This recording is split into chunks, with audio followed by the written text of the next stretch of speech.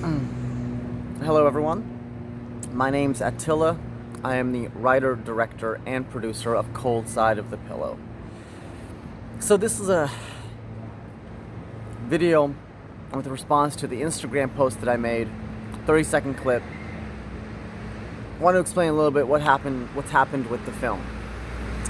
I will be doing a more full-length, long version of exactly all the meticulous details that it's taken to get where we are at, but to give you a bit more of a broad spectrum of what it's taken to complete this film.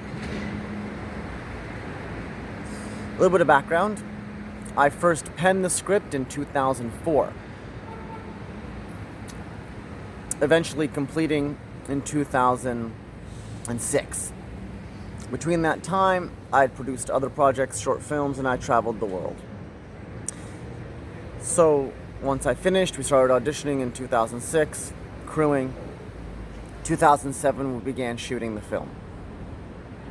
Shot the film over a 6-month period. Unfortunately, not being able to complete the entire script, we're missing 6 scenes and a 7th scene which I was writing. So it's not exactly where I wanted it to be. For many reasons, we weren't able to continue with those scenes. Scheduling, funding, and unfortunately, one of the actors, Dennis Simpson, passed away. So, and he wasn't just an actor, he was my friend. So unfortunately, there is a loss there for me personally, but with the film, there's a bit of difficulty because we had some holes that we were wanting to fix, and Dennis was going to be a part of some new scenes. So we've been working to try and figure out how I can complete this film to make it more cohesive. I think, anyways, it has to be more cohesive than what it is. Some would argue that. From the time of 2007, when I began to edit, up until 2009, 2010, for those 3 years, regardless, so we were saving the files using Final Cut Pro, and you save a project, but we had a crash once. And for some unbeknownst reason, that crash caused the saved files to be corrupt as well. So the struggle here is the film wasn't just 2 hours long. The very first cut of the film was 9.5 hours long. It took me months to edit. So if anyone who's edited, you'll understand them. I mean, one of my scenes had over 100 shots and 100 different cuts in it. It's psychotic. It's beautiful. But to pull that off, I mean, that scene I think took me 3 months alone just to cut the first cut of it. You go a little crazy when you realize I've got to start this again. I just spent 3 months on one scene. I guess another 3 months doing it. So it's daunting. It's exhausting. You put yourself in it. Because I was the one editing it, I had to step aside a little because I'd spent the whole time, 5 months, 6 months, whatever it was, shooting and performing in it as well. Well, I shouldn't say performing, acting. You get so close to it, you gotta take some time away. So I took some time away to have a perspective. But then unfortunately, once it crashed, it was emotionally draining. So I had to take even more time away. I then started editing again. Again, I did a cut, same issue. At this point, I was questioning whether we should use Final Cut because twice it crashed.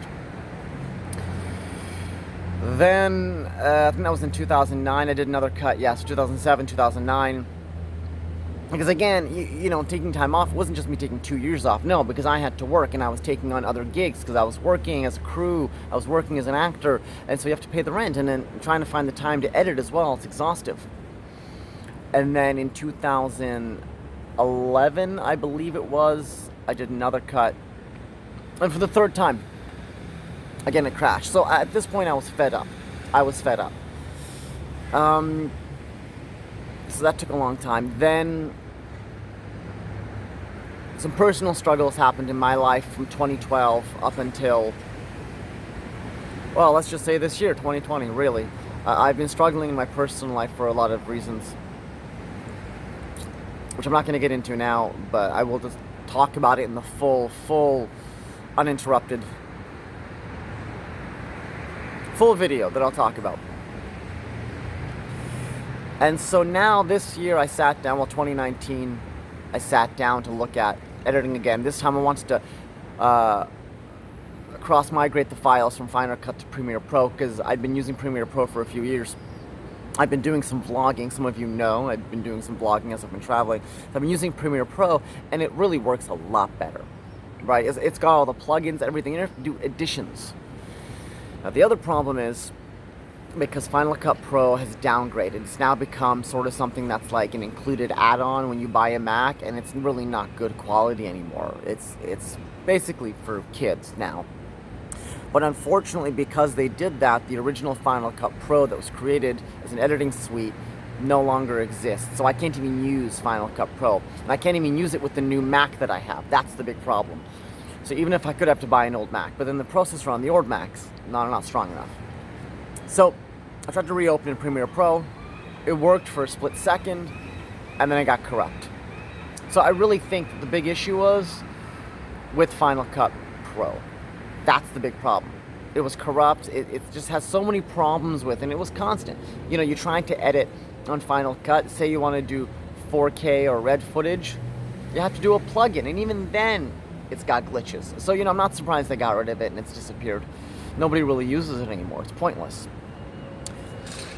And even then, there was other applications that were better. So Premiere Pro tried to open it. Again, didn't work. Again, it goes back to me thinking it was Final Cut, having that glitch. So 2020, I'm talking to a new producer who says maybe we can reopen it. He's got experience with the editing and the XML file, and he says we're going to sit down and take a look at it together with this producer. Again, but it might be, who knows, unsavable. We're going to do one last try with Final Cut, see if we can reopen it or transfer it, migrate it, at least to have the intact scenes. We'll lose all the effects and so forth and music and whatnot, but we'll have the intact scenes. But and if that doesn't work, I'm just going to start again with Premiere Pro. Premiere Pro has never failed me, so we're going to get it done. So that's the short version of it, but look for my next big video. It'll talk about everything in detail. So thank you very much for watching this. Spread the word. It's coming soon along with other films. Now that I have the energy again to be producing, which I'm not even sure what I'm doing in that regard. But thanks for watching, and all the best to everyone. Support each other and give love. And remember, it's not easy. Take care.